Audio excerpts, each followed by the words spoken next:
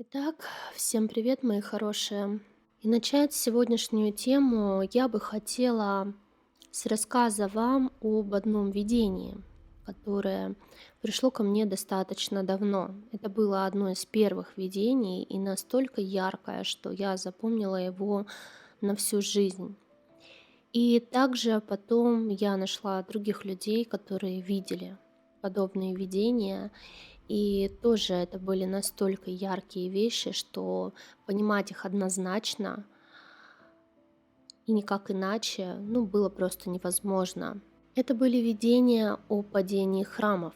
На Бусти, где я недавно вам рассказывала, что же такое каббалистическое дерево сферот и как оно связано со вторым деревом, клипот.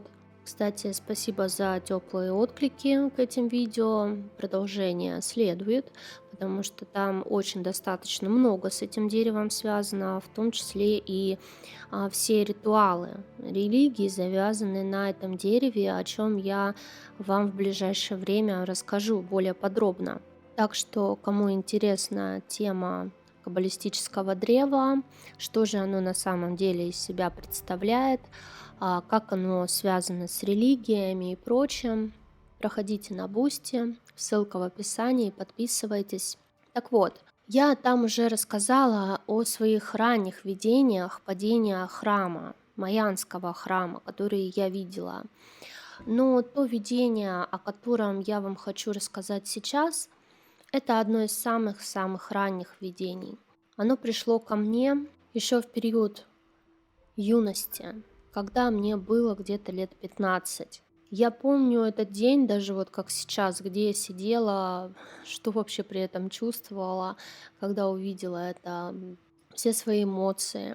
Это была черная высокая башня посреди выжженного леса. И над этой башней кружились вороны. То, что это был храм, я поняла именно когда смотрела на эту башню, что эта башня это как основное что-то, да, это как точка опоры, как ось земли, да, какая-то. То есть эта башня, она центр, самый центр всего, то есть то, что вся энергия, связанная с определенными магическими структурами, которые выстроены на храмах, она вся завязана на этой башне. То есть все энергии вот эти циркулируют через эту башню. Она как ретранслятор. И я увидела, что эта башня разрушается. Она начинает разваливаться прямо вот на фундаменте. То есть просто бах, и от нее остаются руины. То есть она разрушается сама. Нет ни взрыва, ничего такого, никаких механических вещей. Она просто разрушается сама. Пришло время, то есть она как устарела, и она начинает рушиться, и от нее не остается ничего. И в этот момент я понимаю, что вот это падение, разрушение этой башни до основания, это как бы как знамение, символ, да, символ падения религии как таковой, вот этой вот старого фундамента, вот этой черной башни, которая была воздвигнута. И знаете, еще тогда я не до конца понимала. Конечно, я видела магию, ритуалы, которые там делают, и у меня было множество вопросов. Это сейчас мы уже все знаем, на самом деле, очень много про Ватикан, знаем про Папу Римского, да, про змей, которые там обитают, и кому на самом деле прислуживает весь этот Капитолий. Я же в свои 15 больше была занята тем, что я вспоминала себя, прошлые жизни. У меня очень сильно много было внутренней работы, и тогда это видение яркой вспышкой прошло, и я поняла одно, что это видение говорит об очень-очень на тот момент далеких для меня событий. То есть это как раз-таки то, что произойдет в будущем. Тогда, когда начнутся глобальные изменения, для которых я как раз-таки сюда и пришла. Так вот, я поняла, что будет запущен этот процесс, что этот процесс неумолим. И позже я утвердилась в своем видении, потому что один человек, который, кстати, Не знаю, как сейчас, но в свое время сидел очень крепко на буддийском эгрегоре. Он тоже увидел падение храма и увидел как раз-таки падение вот этих буддийских храмов. И он очень точно описал те же самые чувства, которые были у меня, когда я видела свое видение. Он описал то, что религия рушится. И это не только будет падение буддийской религии или не только будет падение вот этой церковной религии. Придет что-то новое, придет, скажем так, истинное, да, что-то.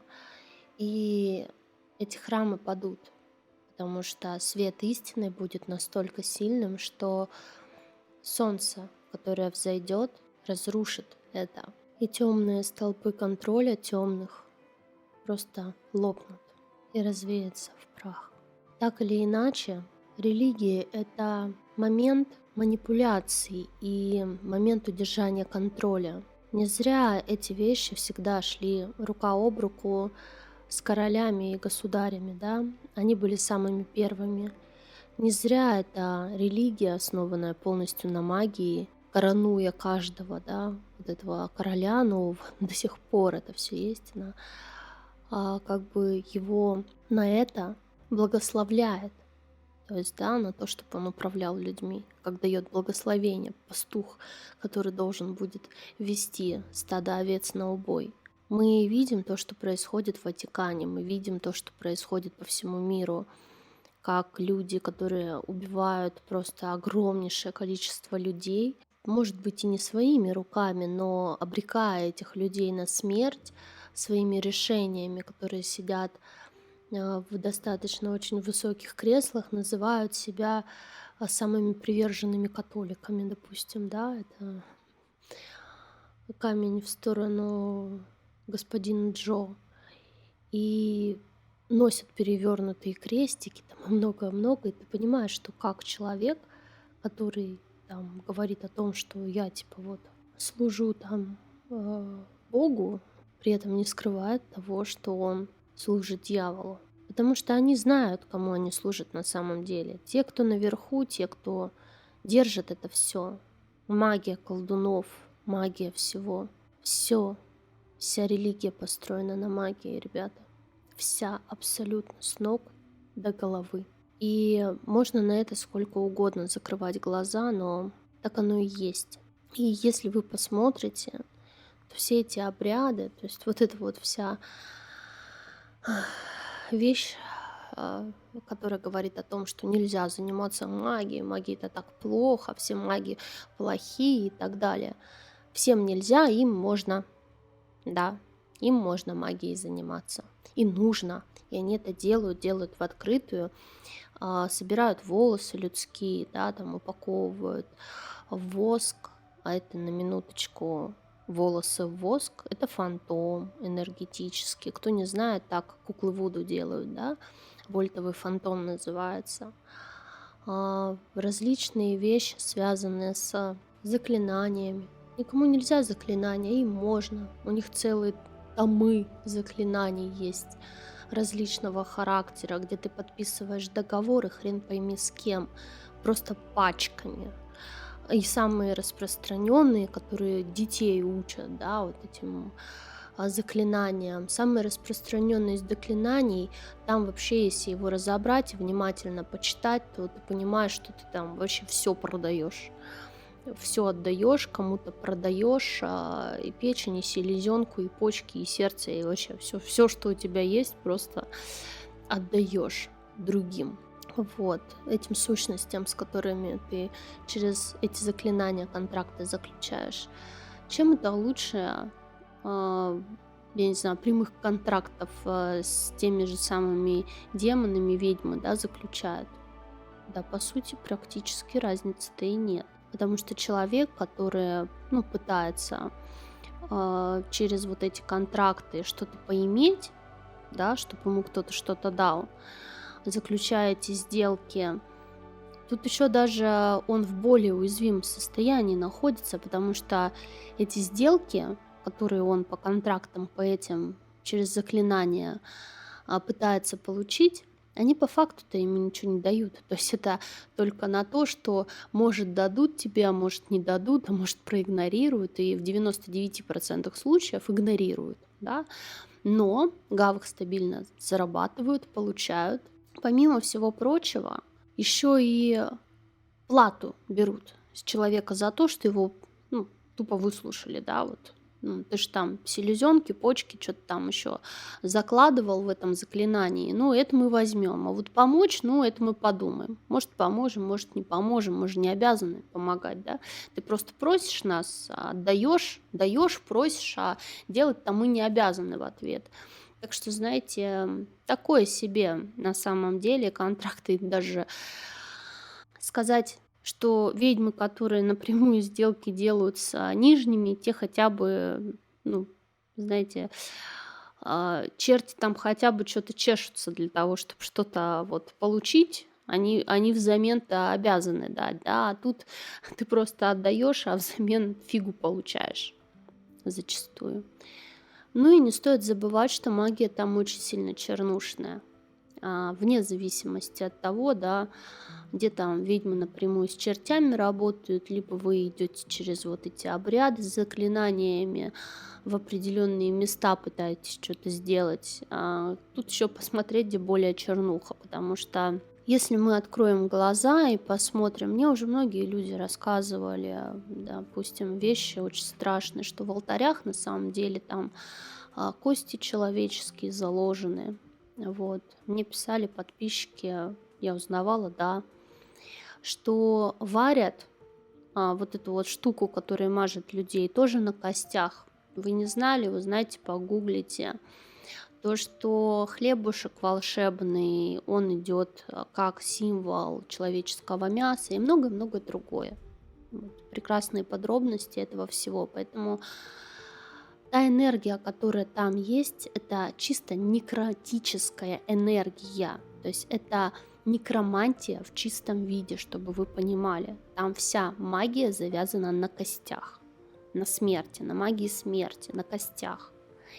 И это чернушная магия. Поэтому и получается, что когда человек туда приходит, ставит какую-нибудь волшебную штучку с огнем, да, и потом удивляется, почему человек, который вроде как должен был быть здоровым, вдруг ломает ногу или еще что-то с ним происходит. То есть с точностью до наоборот. Не замечали никогда? Вот я сколько с людьми разговариваю, кто когда-либо вот делал что-то подобное, они замечали и говорили: странно, я делал, чтобы человеку было хорошо, а человеку стало плохо наоборот. У него все было хорошо, а потом бах, и какие-то проблемы со здоровьем.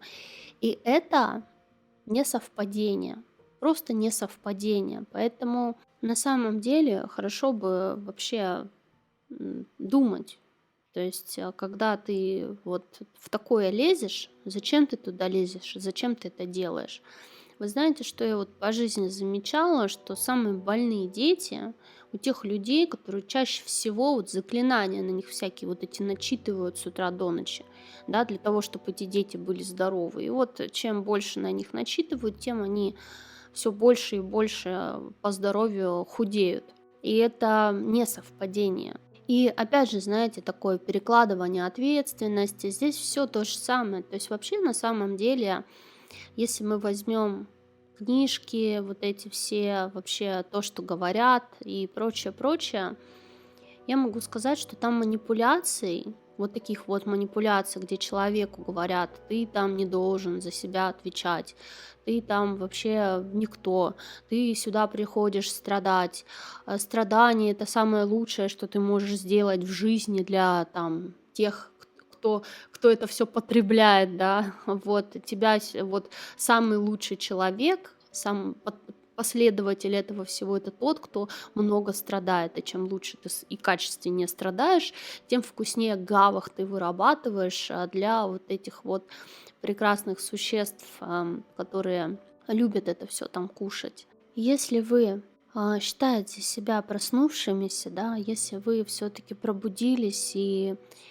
считаете, что вы хотите видеть правду и хотите видеть все как есть, то не стоит закрывать глаза на вот такие вот вещи, которые под носом. В большинстве своем люди в это верят, потому что им сказали, что вот в это верить надо, и вот это хорошее, да, а вот это плохое. И когда они смотрят на это, им сказали, вот это хорошо, они вот это поверили на слово кому-то, да, и они через призму собственного критического мышления это никак не прогоняют.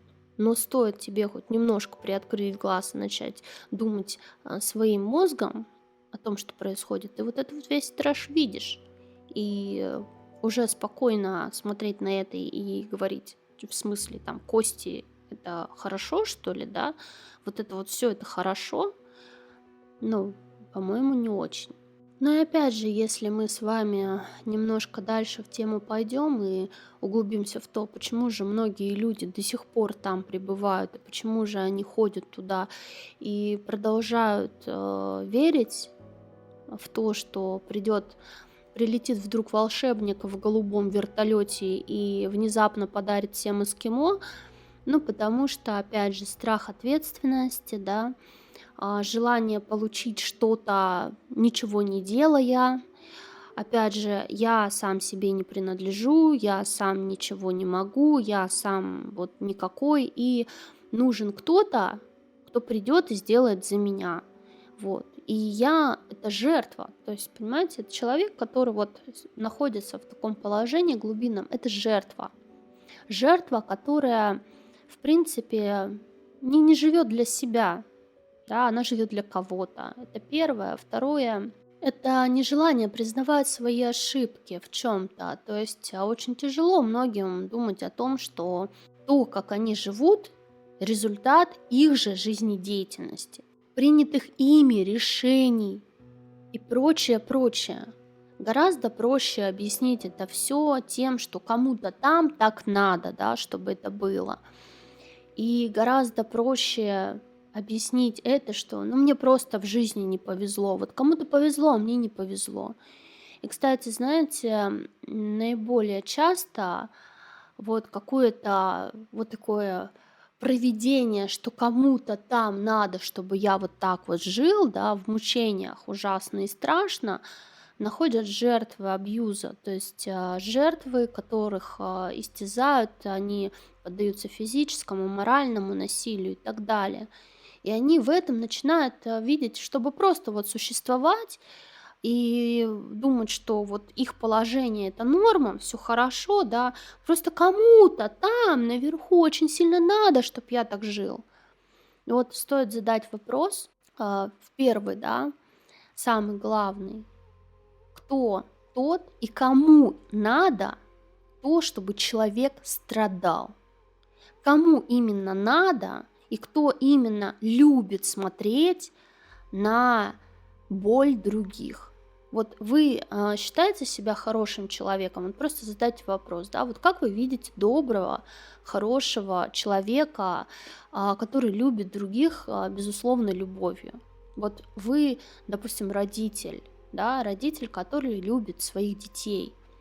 Вот вы любите смотреть на то, как ваш ребенок упал, и ему очень больно, он разодрал коленку, он в этот момент находится в дестабилизационном состоянии, да, и что вот я хочу, допустим, сделать, когда такое вижу? Я хочу подойти к ребенку, утешить его, сказать, что все будет хорошо, намазать мазью, сделать что-то, чтобы ему стало легче, чтобы он не испытывал боль, чтобы он не испытывал страдания, да, наоборот, облегчить его страдания, помочь ему как-то, да, то есть я радею за своего ребенка.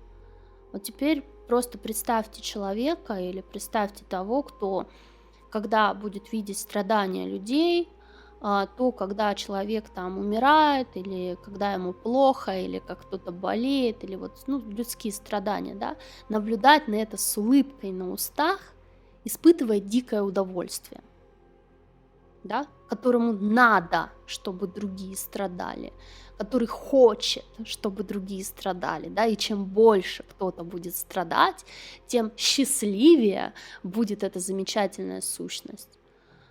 Вот просто подумайте об этом и какой образ вам пойдет. Похоже ли оно на любящее, всепрощающее существо? И кто именно там стоит во главе этого всего? И когда вы увидите реальность такой, какая она есть, то вопросы, что не так с Папой Римским, отпадут сами собой, в принципе. И что не так с Ватиканом, и почему там вот развелось вот этих подсобников, да, этого всего чудовища. Да, они там всегда и были. Вот. Никуда они оттуда не уходили, и они же для него это все и выстраивали. И вот эти глобальные перевертыши изначальные, где человечество еще и заставляет все подумать в том, что чем тебе хуже, тем тебе лучше, это, конечно же, надо вот глобальный просто обман людей, который идет на самых высоких уровнях.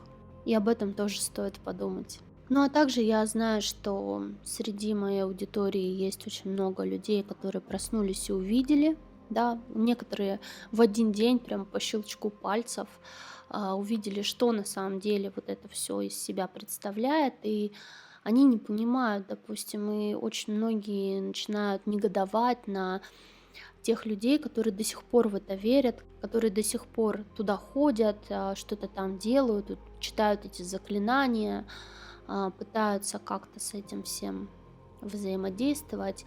И даже у многих какая-то вот такая злость на них возникает, что вот что они вот не понимают, вот как они могут не понимать. И я бы посоветовала вам посмотреть не то, что они делают, да, а причины, почему они это делают. Почему они туда ходят, что им действительно не хватает, что они пытаются, какую тревогу внутреннюю, глобальную тревогу они пытаются погасить там, да, что они пытаются там найти. Они там пытаются найти поддержку внутреннюю, да, найти внутреннюю опору, которой у них нет. Они не опираются на себя. Вот этот вот момент, что я сам себе не принадлежу, от меня ничего не зависит, еще что-то, как попытка снятия ответственности, да, попытка как-то стабилизироваться, попытка обрести что-то, что я не могу обрести, потому что, ну, для того, чтобы мне это обрести, мне надо, чтобы кто-то мне это разрешил, там, и так далее. Это очень-очень слабые позиции, очень слабые личностные позиции. И здесь, наверное, знаете, я расскажу одну очень интересную историю, которая метаморфоза такая, да, она показательная, которая произошла с одной девушкой.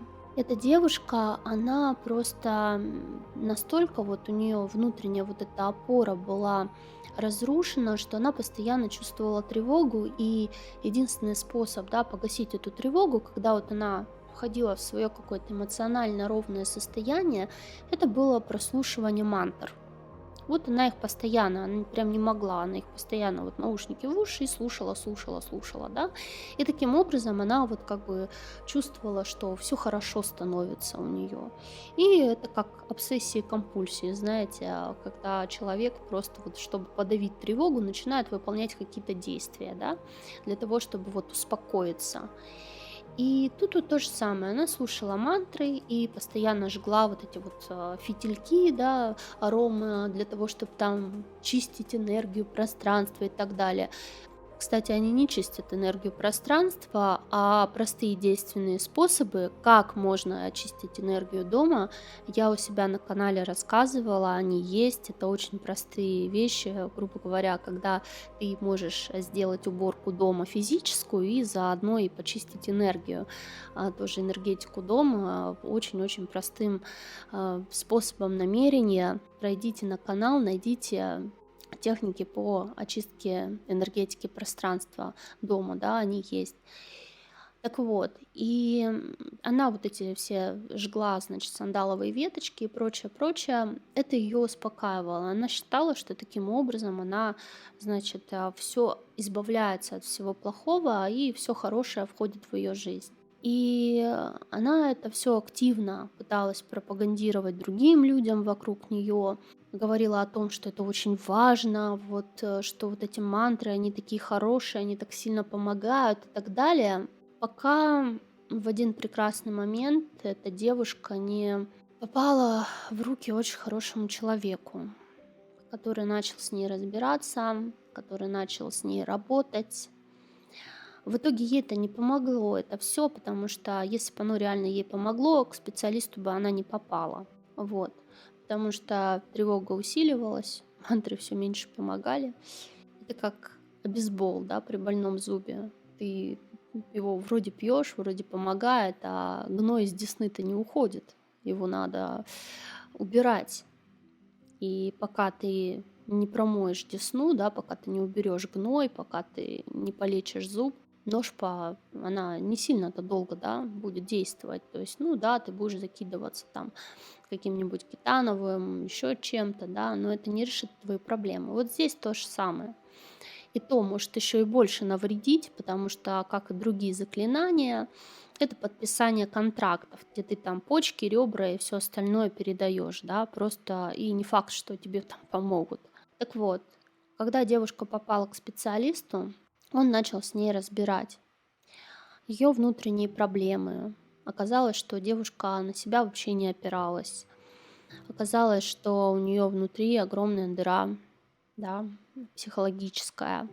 Оказалось, что она просто пыталась вот таким образом подавить тревогу, что причина ее тревоги кроется в детстве, да. Это те самые крючки, о которых я говорю, это те самые рамки, в которых человек живет, та самая клетка сознания, да, которую я постоянно вам говорю, что единственная клетка, которая нас держит, это клетка нашего сознания. И я здесь на канале у себя рассказываю о том, как из этой клетки выбраться. Очень много я об этом информации даю в солнечном клубе.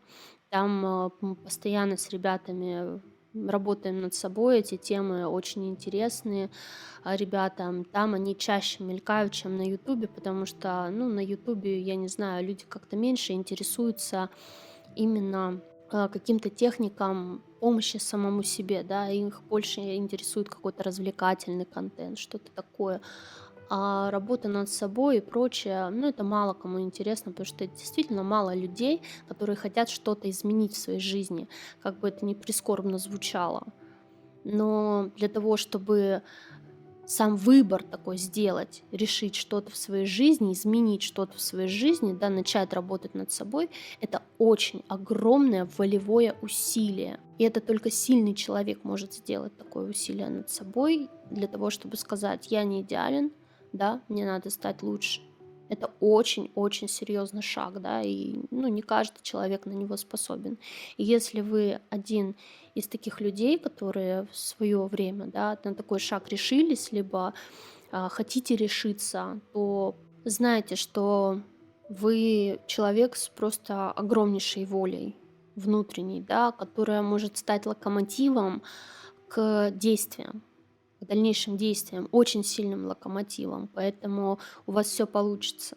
Так вот, и когда девушка начала прорабатывать свои реальные проблемы, то есть лечить зуб, выходить из клетки сознания, а, видеть, где ее подсадили на вот эти программы в голове, да, где ты ничего не можешь, где тебе ничего не принадлежит, где ты не хозяин сам себе, да, своей судьбе, своим отношениям, то, что с тобой там происходит и так далее, деньгам там и прочим. Когда она начала выходить из этих всех состояний, то, верите, нет, она полюбила тишину. Человек изменился после того, как он начал реально работать над собой. Реально, я еще раз повторю, потому что вот эта вся ерунда псевдодуховная, я ее назову так. Простите меня все, кто любит вот эту чушь, ну, псевдодуховная ерунда. Она не дает результатов. Она как таблетка просто кетанова. Делает вид на 2-3 часа, что все нормально. После приходит откат, и боль опять приходит. И вы опять принимаете эту таблетку, но она не помогает, она не лечит. Только когда вы лечите больной зуб, проблему, да, именно убираете вот эту клетку сознания, только на свободе из клетки вы сможете стать живым, дышать, жить наконец-то самостоятельно и так, как вы хотите, только так. А сидеть в клетке и бесконечно глотать таблетки, вот, волшебные, универсальные, которые просто глушат вашу боль, ну это такое себе развлечение. И девушка, когда она увидела, как на самом деле можно и нужно призывать в свою жизнь удачу, богатство, желание жить как ты хочешь, да, какие-то блага и все, что только она сама кузнец своего счастья, у нее вся эта шелуха моментально отпала.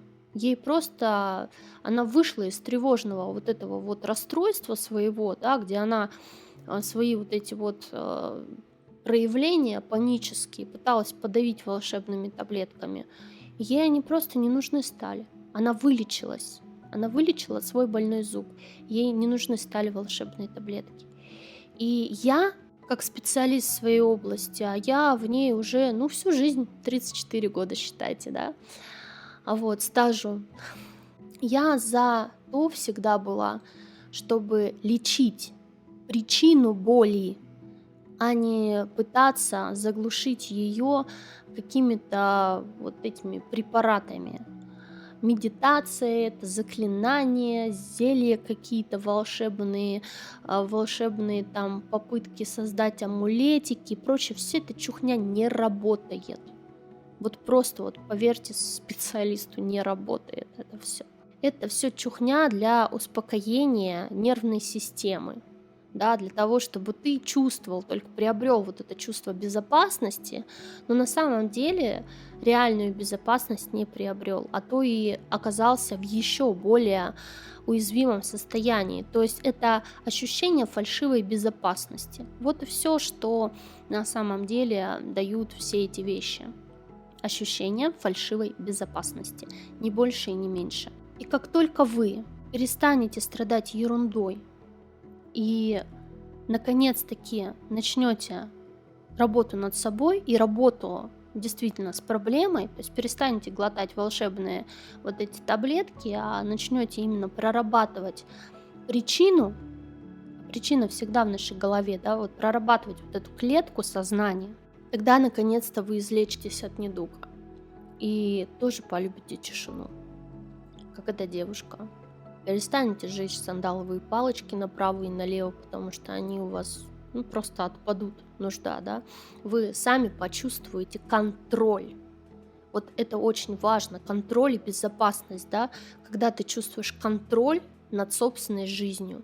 И это личные границы, мои хорошие. Подумайте об этом. Я надеюсь, что это видео многих заставит задуматься над какими-то вещами, подсветит что-то вам новое для вашего осознания и дальнейшего пробуждения. Но у меня на этом все. Я вас всех люблю, обнимаю.